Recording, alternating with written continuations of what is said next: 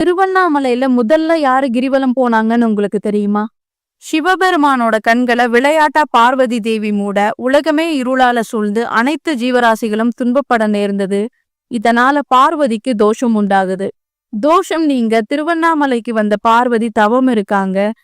பார்வதியோட தவத்தில் மகிழ்ந்த சிவபெருமான் அவருக்கு காட்சி கொடுத்து உனக்கு என்ன வரம் வேணும்னு கேக்குறாரு. உங்களை விட்டு எப்போதும் பிரியாமல் இருக்க உங்க உடல்ல சரிபகுதி வேணும்னு கேக்குறாங்க பார்வதி. அதற்கு நீ என்னை சுற்றி வர வேண்டும்னு சொல்றாரு சிவபெருமான். பார்வதி அதை ஏற்று திருவண்ணாமலையில சிவனே மலையாக இருப்பதால மலையை சுற்றி வர தொடங்குறாங்க. நேரண்ணாமலைக்கு அருகில ரிஷப வாகனத்திலும் ஈசான்ய லிங்கத்துக்கு அருகில ஒளிவடிவத்திலும் ஆசிர்வதித்து தன் உடல்ல சரிபகுதியை கொடுத்து அர்த்தநாரீஸ்வரரா காட்சி கொடுக்கிறாரு சிவபெருமான். நான் எப்படி உங்களை சுற்றி வந்து ஆசிர்வாதம் பெற்றேனோ அதே போல திருவண்ணாமலைக்கு கிரிவலம் வரும் பக்தர்களையும் நீங்கள் ஆசிர்வதிக்கணும்னு கேக்குறாங்க. சிவபெருமான் அதை ஏற்கிறாரு. இந்த நிகழ்வுக்கு அப்புறம்தான் திருவண்ணாமலையில கிரிவலம் வருவது வழக்கமாச்சு.